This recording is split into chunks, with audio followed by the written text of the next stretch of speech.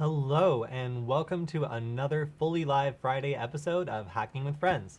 My name is Cody Kinsey. I am a security researcher at Varonis, and per usual, we have my good friend and fellow hacker Alex on to help us go through the hacker news of the week. Alex, how are you doing this week?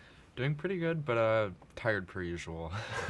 There's always a lot that's going on. How have you been? I've been pretty good, pretty good. I've been doing a lot of Wi-Fi research using CircuitPython, and that's really fun because I kind of stay away from C++ and Arduino when I can. It's just a lot more complicated to think about. You really have to plan things out before you do them, whereas you can just mess around with Python. So I've been doing a lot of Python work and also preparing for the RSA conference coming up next month that we're going to be going to. So if you're going to RSA, I'm going to be doing a talk there, and you might see us around. So yeah, Yay.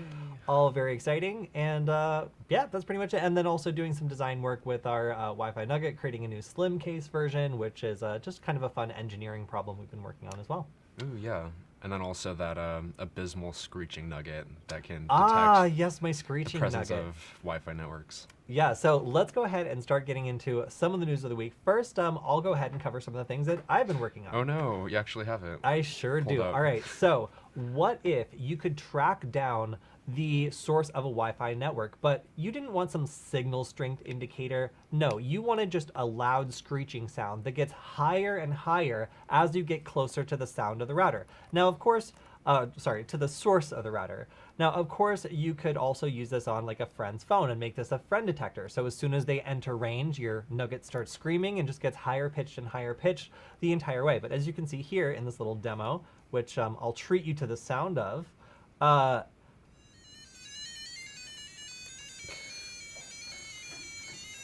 and then when we get all the way to the router, it sounds like this. So somebody said this sounds like a Pokemon battle song.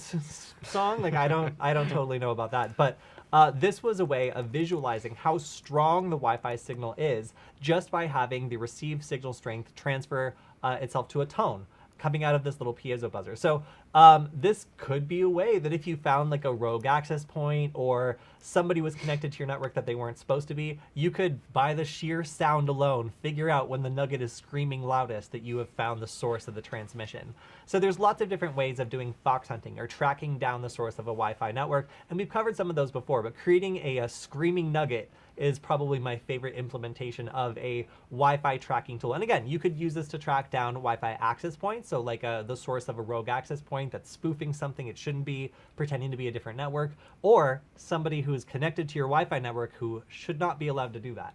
So if you wanted to track down your neighbor stealing your Wi-Fi maybe, then this screaming nugget could be the last thing they hear before they get kicked off the internet.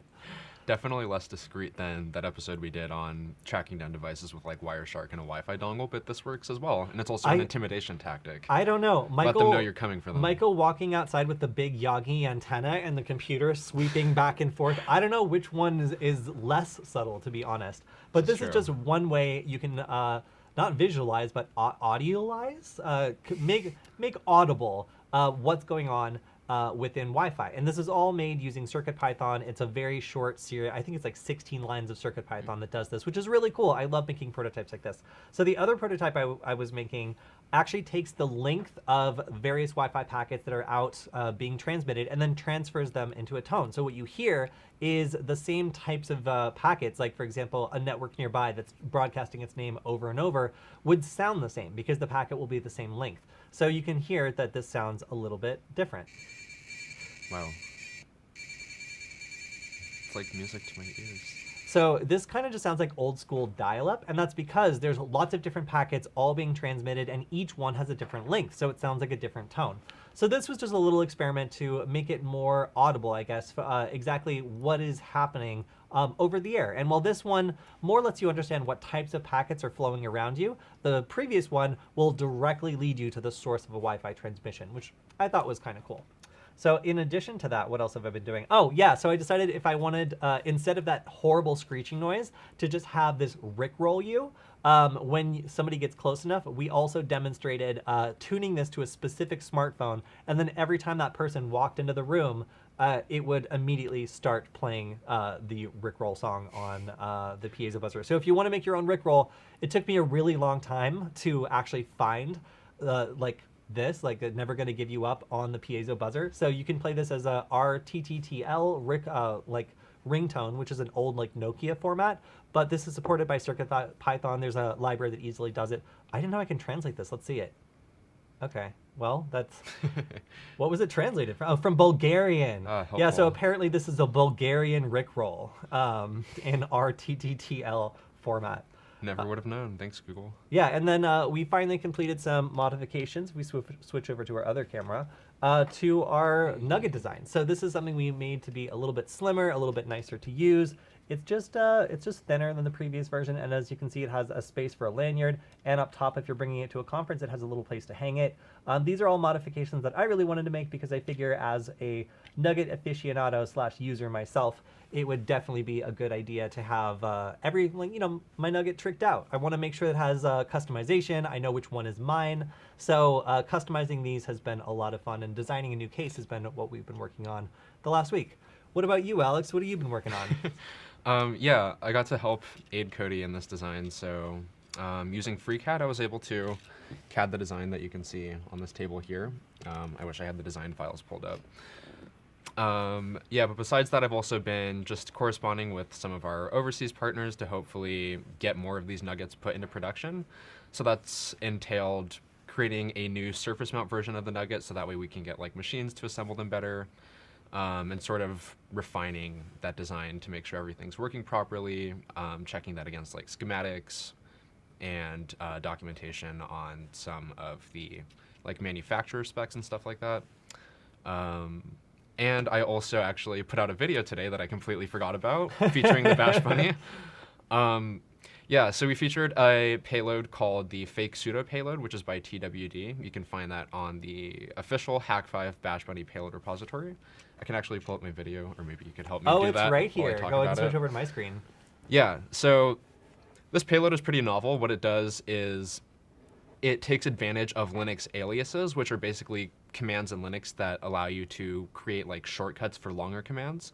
So it takes advantage of that by renaming the sudo command, which is typically used to provide authentication to run like low-level privilege stuff, whether that's like installing packages or like modifying like low-level files or stuff like that.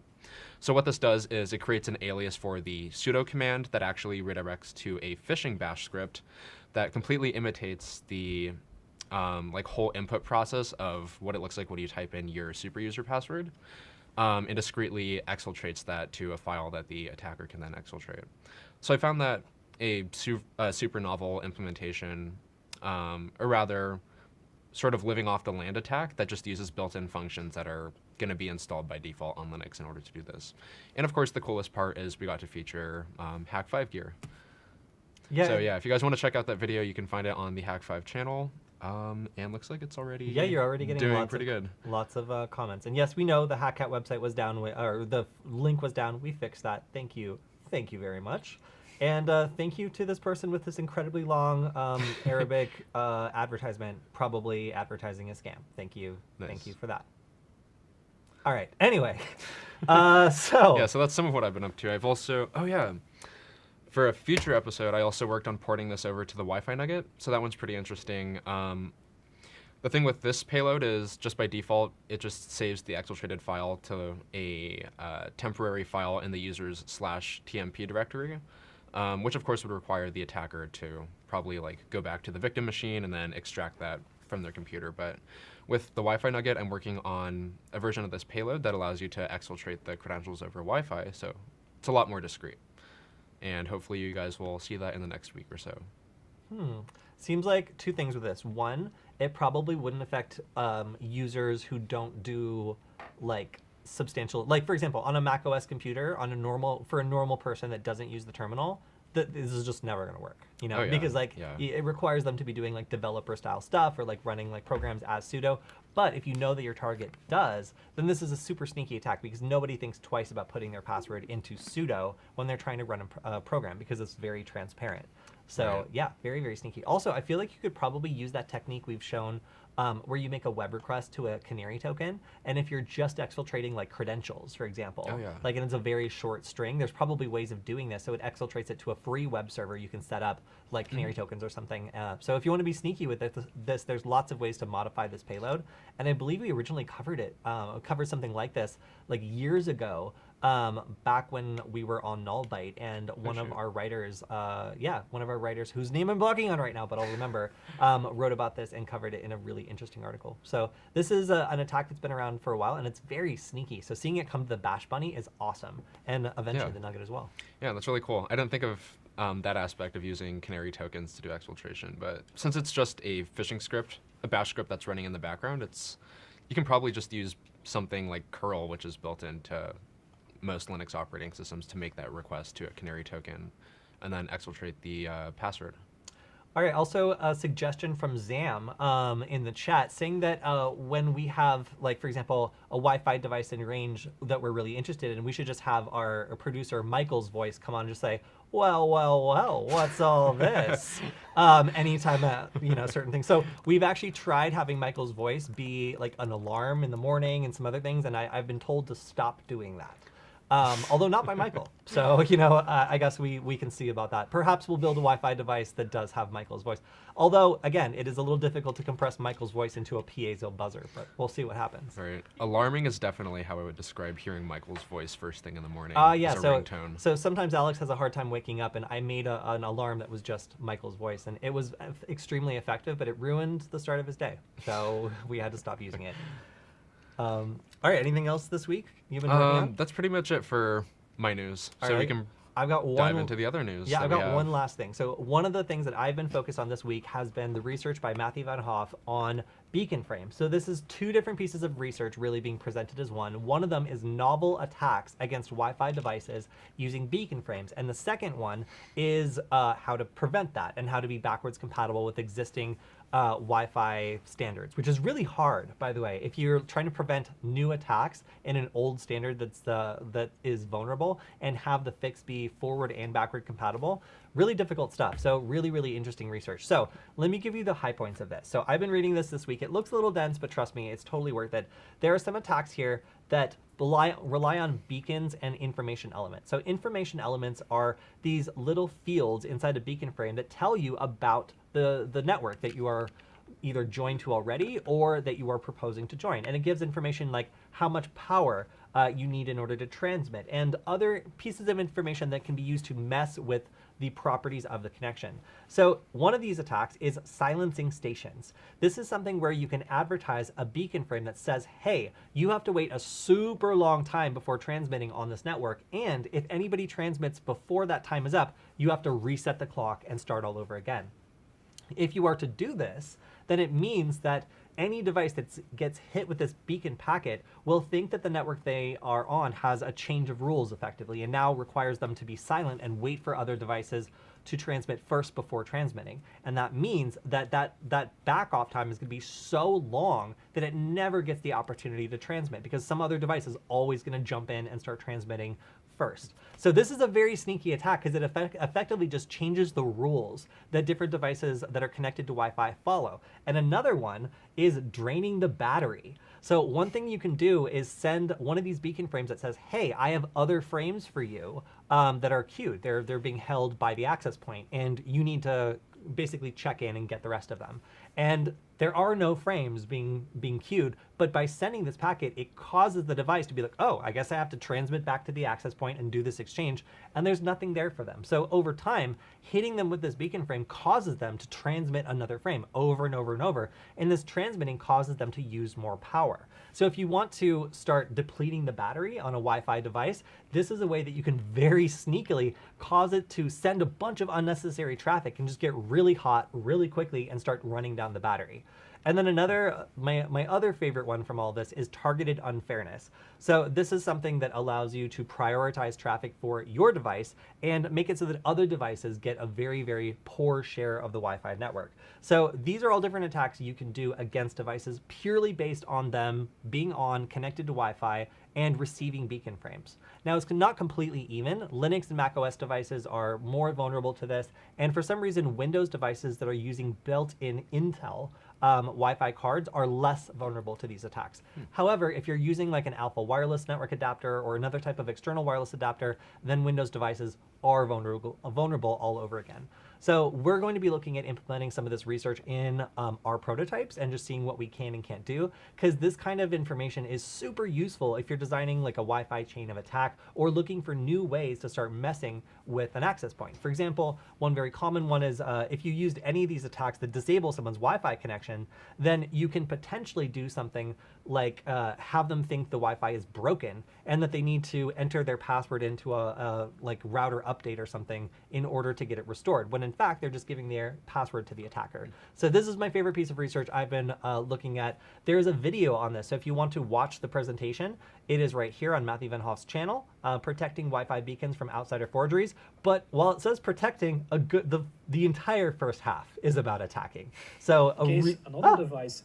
Yeah, so you can see attacks lowering victims' bandwidth. There's all sorts of really juicy Wi-Fi stuff in here, and this is pretty trivial to do. So I've been fascinated by this stuff, and if you like Wi-Fi research, then you should check it out as well. That's really awesome. Yeah, we were talking about implementing something like the beacon attacks using the framework that we were developing for like the D1 versions of the Nugget that you could use for doing stuff like deauthentication or stuff like that. I think the first attack is a pretty novel one, the one where you can just basically like jam their connection, but using entirely like beacon frames by telling them to like back off. Or reduce their power all the way. Yeah, is another that one's one. pretty cool. Yeah. All right. So that's what I've got. Let's go over to you and the news now. Sweet. Yeah, so this one is kind of pertinent to what we were talking about earlier with Cody's Wi-Fi visualizer screaming nugget thing, and also a topic that we've covered before on the Hack5 channel actually, which was using Wireshark to basically find the location of hidden cameras. And actually on the same topic, this piece of news is Lumos system can find hidden cameras and IoT devices in your Airbnb or hotel room, which is pretty much the same SKU we took with that one. So it's pretty cool to see that there's now a consumer device available for tracking down the location of hidden cameras. And the principle that this works on is fairly simple. It just uses the RSSI or received signal strength indication of certain devices that are identified to be correlated with known like IoT cameras or smart cameras. In this case, you can see here they're tracking a Nest camera. And typically you can do this just by looking for the OUI prefix, which is basically the unique identifier of who makes a certain type of device in the MAC address. So basically every Wi-Fi device will have an identifier that tells you who makes this product, and you can use that in order to track down things like malicious cameras that someone might be perving on you with. So in this case, this company, Lumos, has developed a system, it looks like it's an app that you can use, that's able to basically trilateralize the location of hidden IoT devices inside of small perimeters of space. So they also include a demo video here showing their product. So it looks like it's just a mobile application that you can log into, and it just uses the internal Wi-Fi card on your mobile device to track down the location of the sneaky camera. Oh, we also have this POV shot here. So a couple things on this story. One, it's a mobile application, not a product. And two, it's Carnegie researchers at Carnegie Mellon. So it's not an actual commercial product. This, as far as I know, is free. And it's something that's using augmented reality. So nice. The interesting thing about this is that AR is something that's built into a lot of different platforms now that allows you to use the user's accelerometer and camera in order to localize yourself within a space. So what this is doing is it's using not only the kind of sniffing that we were talking about in our Wireshark episode, which, by the way, Wireshark can do this for free, but what wasn't present was the visualization and the ability to automatically detect suspicious devices. So what's cool here is a group of researchers maybe saw our video. Who knows? And they decided that they were going to use the augmented reality platform that is built into like the iPad and other things like that in order to enhance this and make it so that it was actually a lot more capable than some other systems of trying to find these sorts of suspicious devices. So really cool that academics are working on this and putting it out as a free application. What I did not understand about this story is how the hell it works on iOS devices. So iOS devices are limited because they do not allow the user to see MAC addresses. They don't even allow applications to see MAC addresses. And this is for some reason. I'm not totally sure why, but it might be advertising. It might be like because of beacons. Frequently when these restrictions come into play, it's because somebody was skirting the rules around localization and using, for example, the MAC address of nearby devices to locate where the user is when they don't have location permission. So that's typically why this sort of thing happens. But it seems that this has been totally locked down in iOS. So I don't know how this would work on an iOS device. I just don't understand. Yeah, I think that's kind of ridiculous because I know there's apps like Fing that I've used before when I used to have an iOS device that you could see things like the MAC address of nearby Wi-Fi devices, but in newer versions, that's just like completely locked down. You don't have access to that. I think that's kind of a ridiculous constraint to put on the software unnecessarily. And I don't know if there's like different layers of exposure where like the software itself can see the MAC address, but like the end user isn't able to view the whole thing, or what's up with that. But that is an interesting limitation. Yeah, so I do not know if you can download this and try it yourself yet because we have not tried it out. But it looks like there might be, just based on like our conjecture here, you might need some like special equipment in order, or at least a wireless network adapter that's able to read packets in order to do the initial scan. I know on an Android device this would be totally possible, but on an iOS device, again, I don't know how this is possible. So I'm really interested to see more research into this. And again, since it's not a commercial product, you can't just like order this yet, but it seems like something that there's a lot of interest in. And if you want to switch over to my screen, you can see that we have also covered this topic on Can Wireshark Spot Hidden Cameras for Free? So we're using effectively the same techniques minus the localization and minus the visualization and minus the automatic detection of camera devices. So, but what we're able to do is Wireshark is able to take that first half of the MAC address of any Wi-Fi device, run it through a recognition database and see, hey, is this actually a camera vendor or is this not a camera vendor? And that's something we can use to try to locate this without this this academic tool, which has just emerged and doesn't seem to have a clear ability or way for you to download or try it out yet.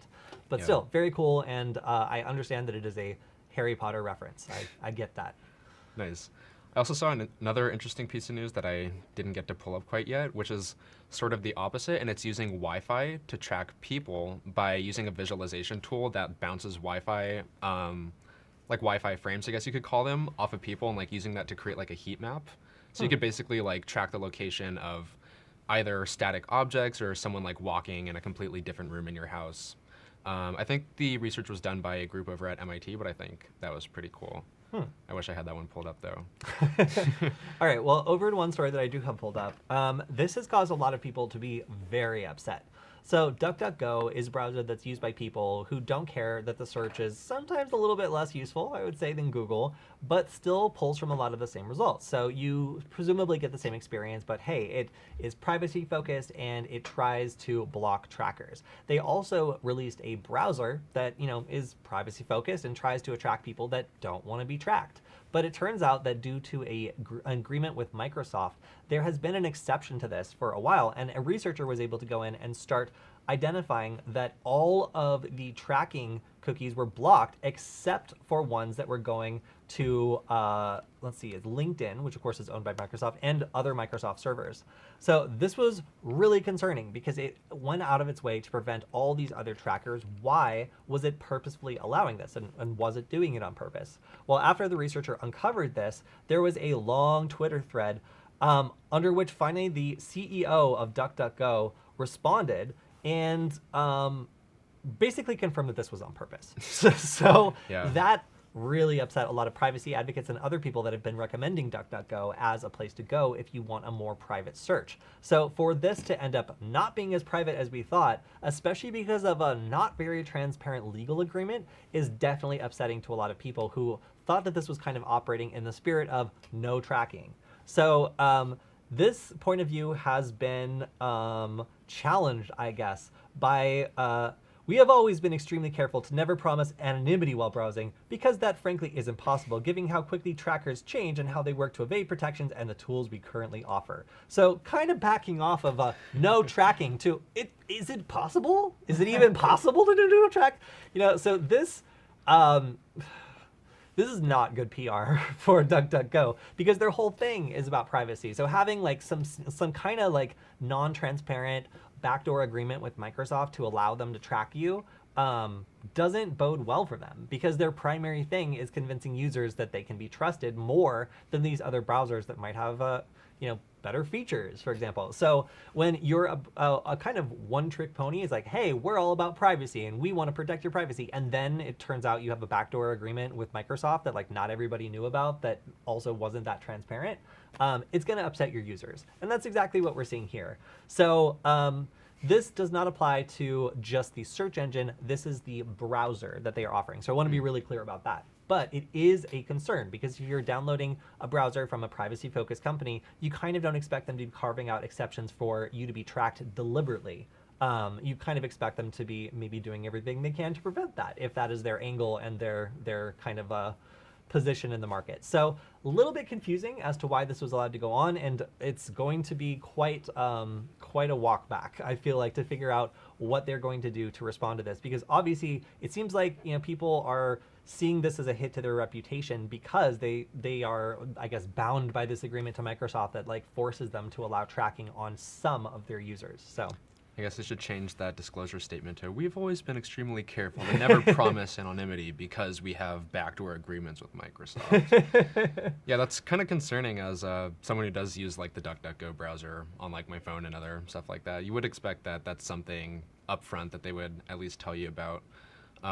Yeah, I also think it had something to do with like search syndication, which is just the ability, it's not really like ads, but it's like the correlation of different search terms through a third-party service, in which case they're using some of Microsoft's services. So that's pretty sneaky. Yeah. And unfortunate. So a lot of people have been upset by this. If you have some thoughts on it, feel free to shout them out in the chat. But yeah, for a privacy-focused browser, this is definitely not a good look. Yeah, so for more news on browsers and privacy, we have two vulnerabilities that were discovered at the Pwn to Own Vancouver conference in, I believe it was Firefox and also another browser. Thunderbird. I don't know if, I think Thunderbird is the like mobile application or something. Maybe I'm wrong about that. Or like an open source version. I know very vaguely about Thunderbird. But there's a vulnerability that was discovered in these two browsers in which users are possibly vulnerable to arbitrary JavaScript being injected into their browser. So this vulnerability can manifest on both the mobile application, but also on just the regular desktop versions of these browsers. And this is obviously pretty bad, because this opens up the possibility for stuff like JavaScript credit card skimmers or other malicious stuff to be just arbitrarily shoved into code that's running on your browser. And another thing was Tails operating system, who's also known for being a privacy-oriented operating system, has noted that they weren't able to patch this for their most recent release of this operating system quite yet, specifically the two vulnerabilities that were disclosed by Mozilla and Thunderbird. So they're recommending to users that are using this operating system that they just stop using the operating system until they're able to release a patch for this.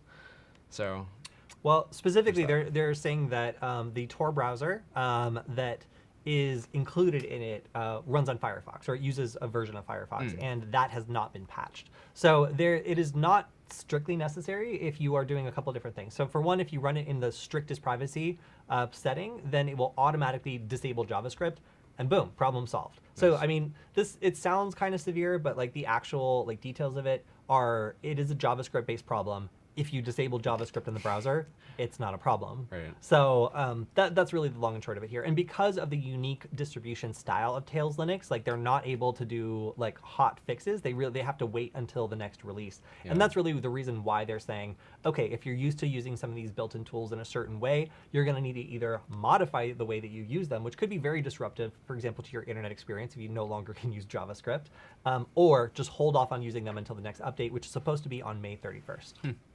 Yeah, so that's a few days from now, but still, as you said, kind of disruptive. Because lots of most online services that I know do use JavaScript for at least like some sort of background process. Definitely. Yeah. So be careful, everyone, especially if you're using Tails, because Tails is very paranoid about this sort of thing. Oh, yeah. So if there's a known vulnerability, they haven't gotten around to fixing it, and they think that it is severe enough, then that can lead to a warning like this to potentially just not use the default configuration for at least until they are able to address the problem that's been found.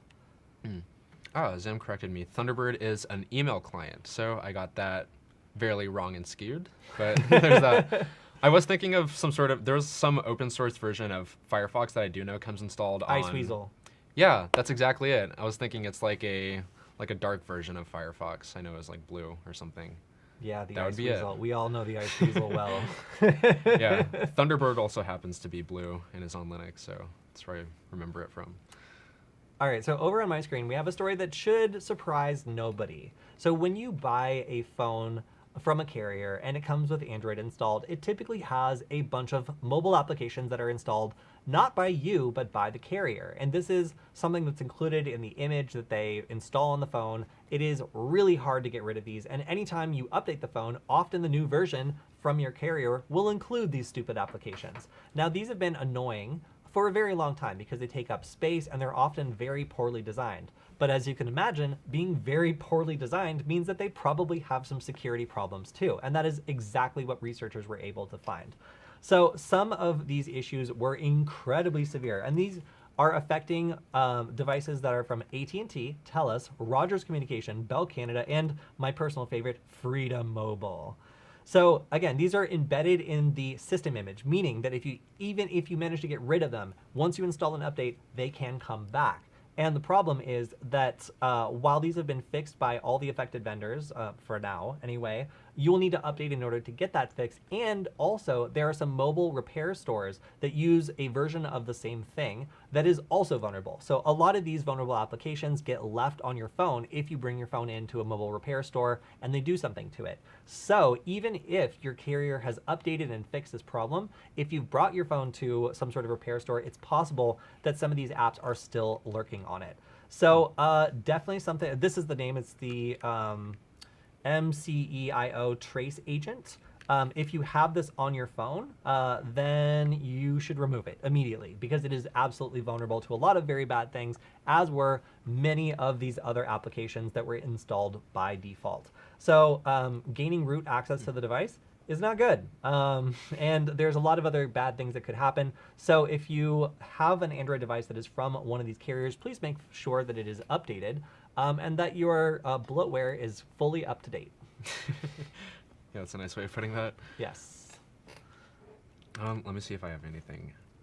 Oh, I've got plenty more. Let's get into it. Oh boy. All right, let's talk about driver's licenses. So if a police officer pulls you over, it's generally considered to be not a great idea to hand them your fully unlocked phone for a variety of reasons. Lots and lots of them, actually. So what would you do if I told you that it is now acceptable in Australia to just hand over your unlocked phone with a version of your driver's license on it? Well, I mean, you might say that, well, that's a terrible idea, but it sounds a little bit convenient. And the problem is it's so convenient that it's also convenient to forge them. So instead of needing to go and, order from China the perfect fake ID, you can instead just go into your phone, modify a couple things, and instead change the details to whatever you want, and then present it to a police officer, and it should look just fine.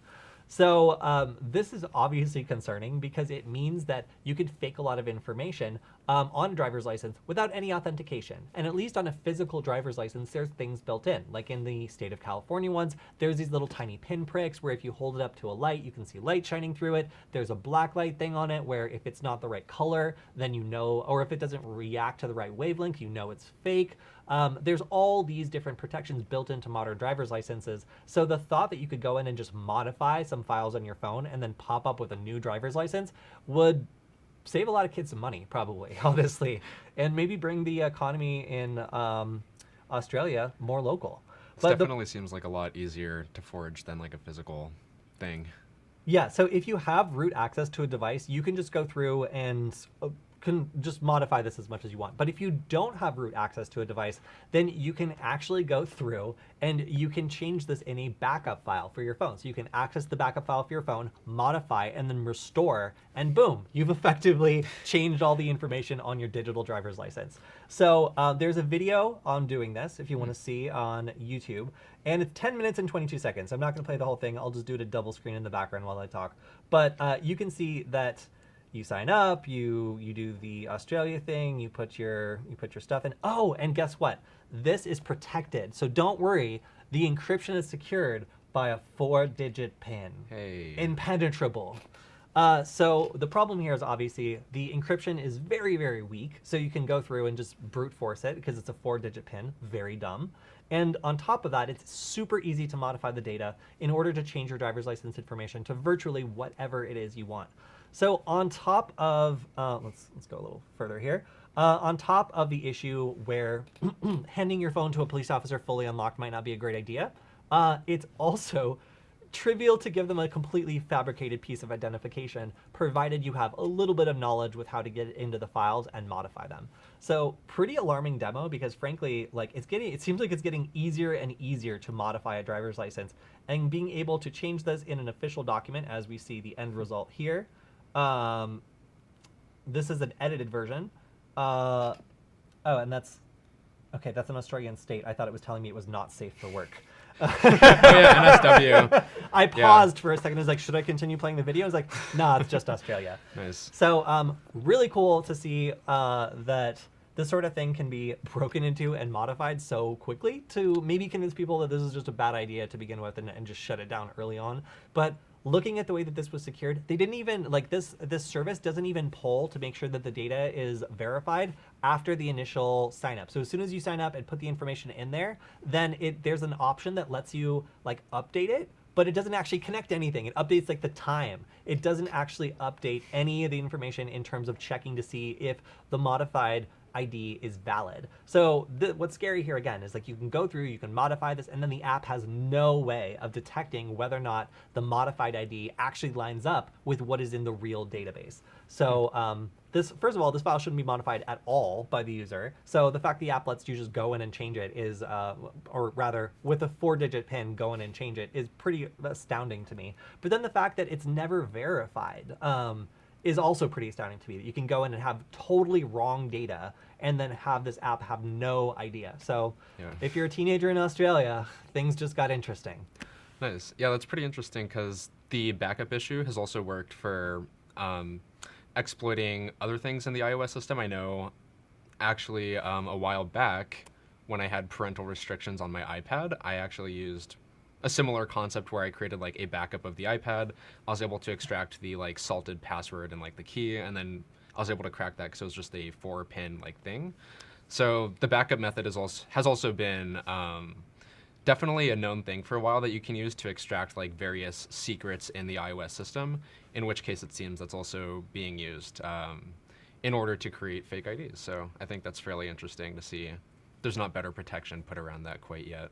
You would think there would at least be like some sort of encryption method that's stronger than that. So one thing I should also mention is Australia is kind of a unique country, and someone in the chat is pointing out in Australia you can be fined $5,000 for refusing to unlock your encrypted phone before even entering the country. This is, I haven't checked this, but it sounds legit to me. Australia is one of the scariest countries for encryption. It sounds, and I'm sorry if you're Australian, but it sounds like the politicians there have no idea how encryption works and they are afraid of it. So like obviously if you're into surveilling your citizens, and I don't know what your situation is over there, then encryption is scary because it means you can't break in and find all the information you're looking for autonomously and do the broad level surveillance. And for maybe some situations that would be considered bad. But most people understand the need for robust encryption in order to keep trade secrets secret or keep your personal information private. And that's something that a lot of laws in Australia lately have been very hostile towards. And I've seen a lot of cybersecurity news around some of the laws around encryption in Australia, and it is scary. It's really interesting to see the debate about whether or not math is legal and you can use it to protect your stuff. weapons grade math. Government wants to backdoor our math. Yeah. So yeah, and There's exactly. lots of talk about that too. Yeah. So like Australia's also proposed some stuff around inserting backdoors into encryption to make it so they can get into it, but that never really works out. Oh so, yeah, let's just undermine the entire point of having encryption. Just put a backdoor into it that anyone can access. Yeah. It's kind of dumb. Yeah, like the Clipper chip. Right. All right. So you got another story because I've got one lined up otherwise. Yeah. All right. So we've talked about some pretty interesting pieces of malware news. We've even seen stuff like protestware or other variations like that are a pretty novel take on ransomware. But have you heard of what is this called? Goodwill ransomware. So like if like a hippie in your computer science class was like, you know what? I think ransomware's cool, but it's just like, why bother with the money? Yeah, exactly that. Okay. I was a little bit shocked when I read this at first. I was like, what the heck is the point of this? But so there's this piece of ransomware going out called Goodwill ransomware. Where there's basically no incentive for the hacker. They're not taking money or extorting anything from you. They do encrypt your stuff, your files like your documents, databases, photographs, and videos. But what they want in exchange to unlock that is you have to go out into the world and like do all this good like humanitarian stuff for people. Post pictures on your social media and send it to them. The requirements are also very specific, which we'll see in just a second, and also the format that they want posted is kind of ridiculous. But I thought this was pretty interesting. So they have 3 requirements for being able to unlock your file. One of them is taking selfies with like people in hospitals that you like pay for their bills for, and then uploading an image or like selfie of you in this template here. So that's one of the first requirements. Goodwill. I am kind, so much kind.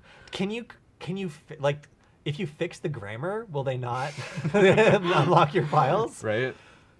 I would find this to be the most embarrassing. I would fix them if I was a big company and I had the option to either pay like 2,000 bitcoins or something stupid to some random ransomware group, or like go and pay a $5,000 bill for like an old person in the hospital. Like I would obviously do the bill for the person in the hospital, but I would not take the picture.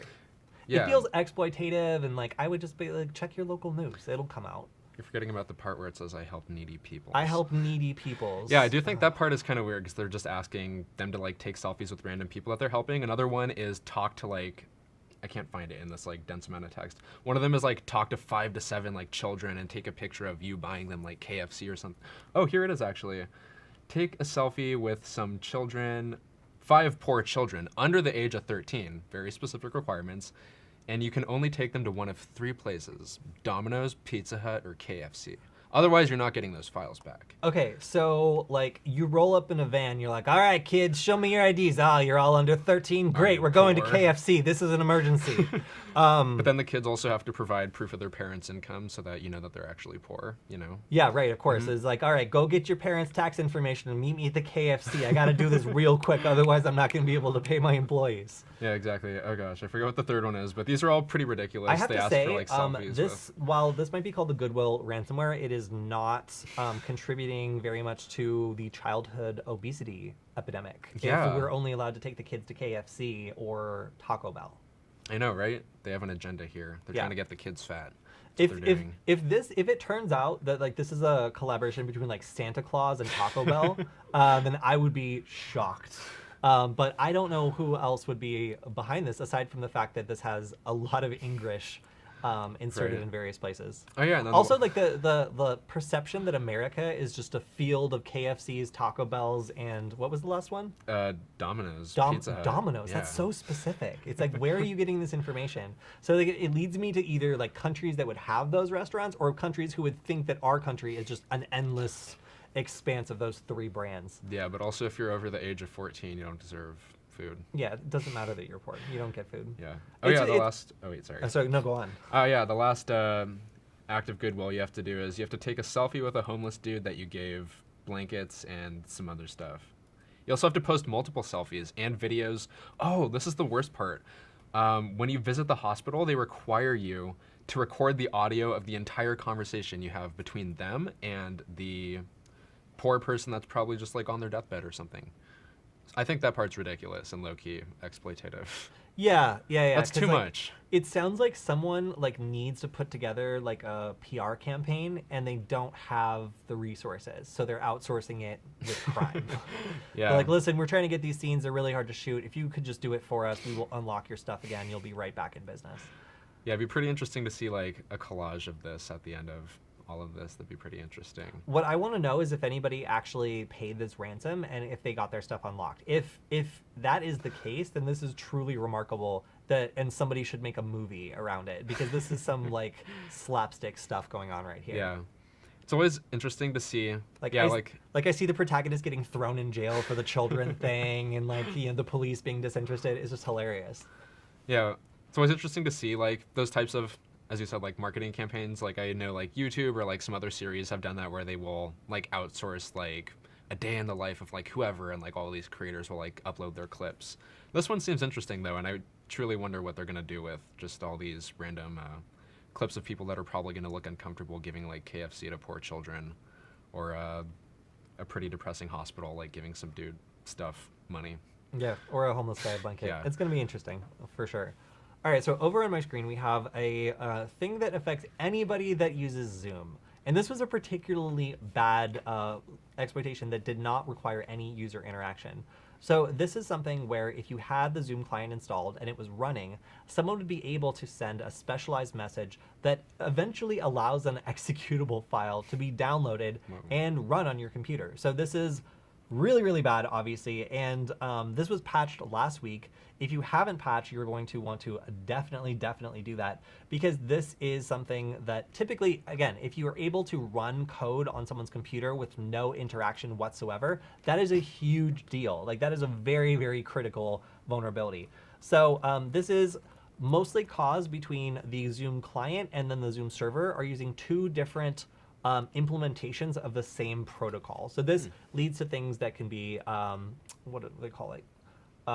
Yes, smuggling. So because there's two different protocols at work here and they have different quirks, that allows one to smuggle data past the other. And that was kind of the origin of this problem, was two mismatched libraries that were on the server side and on the client side. So really interesting vulnerability. You can read more about it if you want to, but really the core thing is it was super bad and you should update because yes, a full execution on someone's computer with no interaction, that is some very serious stuff.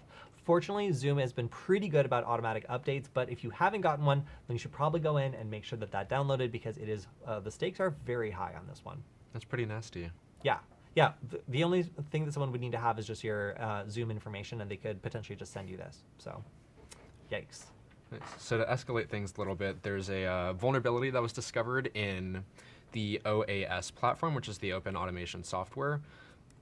Which is essentially a platform that allows interoperability between like hardware and software for large scale like industrial stuff, such as like ICS systems, industrial control systems, and is basically, as far as I can interpret it, a translator for different protocols. Like, for example, if there's proprietary protocols that operate on certain industrial machines, this allows it to basically translate it in a cross-platform way that users can interface with.